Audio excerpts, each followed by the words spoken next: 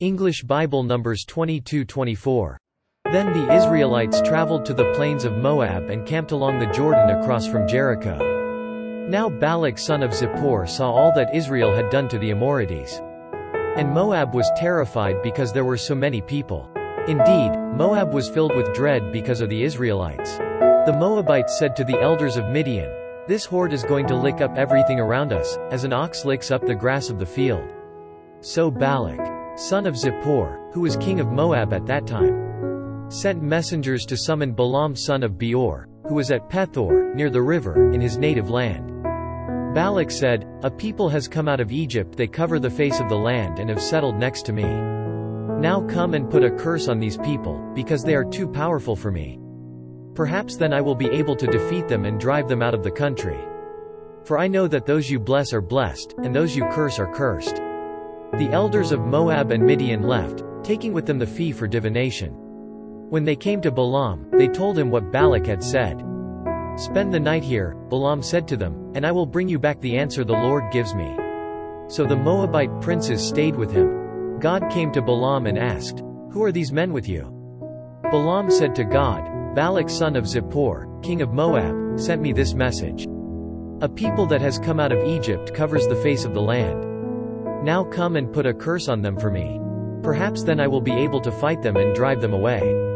But God said to Balaam, "Do not go with them. You must not put a curse on those people, because they are blessed." The next morning Balaam got up and said to Balak's princes, "Go back to your own country, for the Lord has refused to let me go with you." So the Moabite princes returned to Balak and said, "Balaam refused to come with us." Then Balak sent other princes, more numerous and more distinguished than the first. They came to Balaam and said, "This is what Balak son of Zippor says, do not let anything keep you from coming to me. Because I will reward you handsomely and do whatever you say. Come and put a curse on these people for me." But Balaam answered them, "Even if Balak gave me his palace filled with silver and gold, I could not do anything great or small to go beyond the command of the Lord my God. Now stay here tonight as the others did, and I will find out what else the Lord will tell me." That night God came to Balaam and said, "Since these men have come to summon you, go with them, but do only what I tell you." Balaam got up in the morning, saddled his donkey and went with the princes of Moab. But God was very angry when he went, and the angel of the Lord stood in the road to oppose him. Balaam was riding on his donkey, and his 2 servants were with him. When the donkey saw the angel of the Lord standing in the road with a drawn sword in his hand, she turned off the road into a field. Balaam beat her to get her back on the road. Then the angel of the Lord stood in a narrow path between 2 vineyards, with walls on both sides. When the donkey saw the angel of the Lord, she pressed close to the wall, crushing Balaam's foot against it. So he beat her again. Then the angel of the Lord moved on ahead and stood in a narrow place where there was no room to turn, either to the right or to the left. When the donkey saw the angel of the Lord, she lay down under Balaam, and he was angry and beat her with his staff. Then the Lord opened the donkey's mouth, and she said to Balaam, "What have I done to you to make you beat me these 3 times?" Balaam answered the donkey, "You have made a fool of me. If I had a sword in my hand, I would kill you right now." The donkey said to Balaam, "Am I not your own donkey, which you have always ridden, to this day? Have I been in the habit of doing this to you?" "No," he said. Then the Lord opened Balaam's eyes, and he saw the angel of the Lord standing in the road with his sword drawn. So he bowed low and fell face down. The angel of the Lord asked him, "Why have you beaten your donkey these 3 times?" "I have come here to oppose you, because your path is a reckless one before me.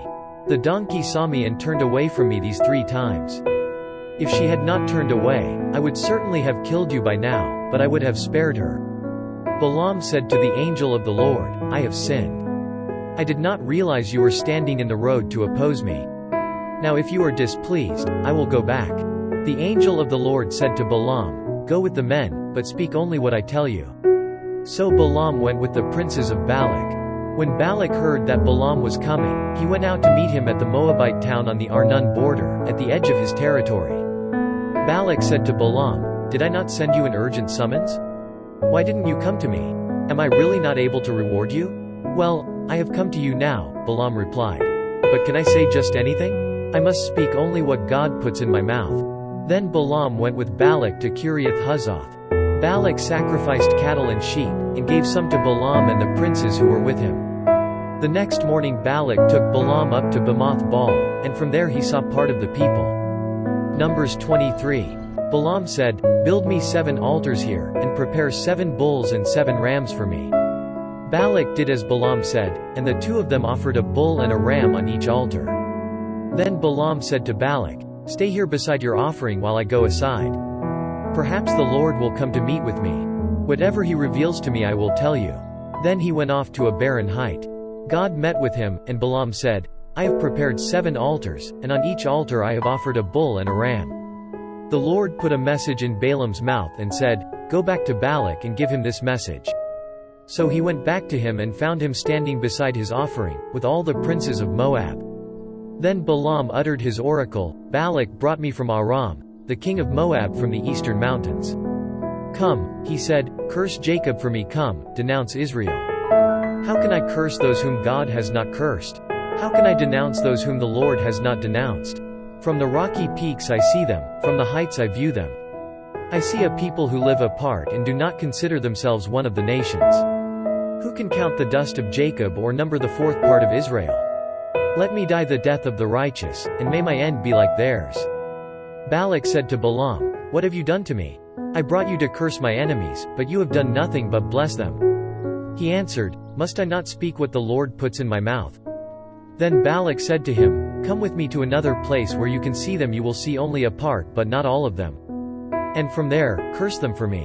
So he took him to the field of Zophaim on the top of Pisgah, and there he built 7 altars and offered a bull and a ram on each altar. Balaam said to Balak, "Stay here beside your offering while I meet with him over there." The Lord met with Balaam and put a message in his mouth and said, "Go back to Balak and give him this message." So he went to him and found him standing beside his offering, with the princes of Moab. Balak asked him, "What did the Lord say?" Then he uttered his oracle, "Arise, Balak, and listen, hear me, son of Zippor. God is not a man, that he should lie, nor a son of man, that he should change his mind. Does he speak and then not act? Does he promise and not fulfill? I have received a command to bless, he has blessed, and I cannot change it. No misfortune is seen in Jacob, no misery observed in Israel. The Lord their God is with them, the shout of the king is among them. God brought them out of Egypt, they have the strength of a wild ox. There is no sorcery against Jacob, no divination against Israel. It will now be said of Jacob and of Israel, see what God has done. The people rise like a lioness, they rouse themselves like a lion that does not rest till he devours his prey and drinks the blood of his victims." Then Balak said to Balaam, "Neither curse them at all, nor bless them at all." Balaam answered, "Did I not tell you I must do whatever the Lord says?" Then Balak said to Balaam, "Come, let me take you to another place. Perhaps it will please God to let you curse them for me from there." And Balak took Balaam to the top of Peor, overlooking the wasteland. Balaam said, "Build me 7 altars here, and prepare 7 bulls and 7 rams for me."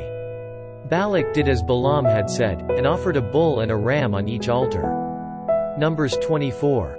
Now when Balaam saw that it pleased the Lord to bless Israel, he did not resort to sorcery as at other times, but turned his face toward the desert. When Balaam looked out and saw Israel encamped tribe by tribe, the Spirit of God came upon him.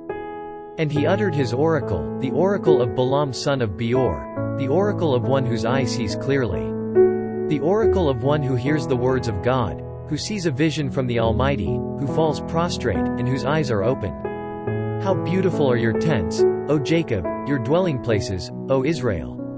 Like valleys they spread out, like gardens beside a river, like aloes planted by the Lord, like cedars beside the waters. Water will flow from their buckets, their seed will have abundant water. Their king will be greater than Agag, their kingdom will be exalted. God brought them out of Egypt, they have the strength of a wild ox. They devour hostile nations and break their bones in pieces, with their arrows they pierce them. Like a lion they crouch and lie down, like a lioness, who dares to rouse them? May those who bless you be blessed, and those who curse you be cursed. Then Balak's anger burned against Balaam. He struck his hands together and said to him, I summoned you to curse my enemies, but you have blessed them these 3 times. Now leave at once and go home. I said I would reward you handsomely, but the Lord has kept you from being rewarded. Balaam answered Balak, Did I not tell the messengers you sent me? Even if Balak gave me his palace filled with silver and gold, I could not do anything of my own accord. Good or bad, to go beyond the command of the Lord, and I must say only what the Lord says. Now I am going back to my people, but come, let me warn you of what this people will do to your people in days to come. Then he uttered his oracle, the oracle of Balaam son of Beor, the oracle of one whose eye sees clearly. The oracle of one who hears the words of God, who has knowledge from the Most High, who sees a vision from the Almighty, who falls prostrate, and whose eyes are opened. I see him, but not now, I behold him, but not near. A star will come out of Jacob, a scepter will rise out of Israel. He will crush the foreheads of Moab, the skulls of all the sons of Sheth. Edom will be conquered, Seir, his enemy, will be conquered, but Israel will grow strong. A ruler will come out of Jacob and destroy the survivors of the city. Then Balaam saw Amalek and uttered his oracle. Amalek was first among the nations, but he will come to ruin at last. Then he saw the Kenites and uttered his oracle. Your dwelling place is secure, your nest is set in a rock. Yet you Kenites will be destroyed when Assur takes you captive. Then he uttered his oracle. Ah, who can live when God does this? Ships will come from the shores of Kittim, they will subdue Assur and Eber, but they too will come to ruin. Then Balaam got up and returned home, and Balak went his own way.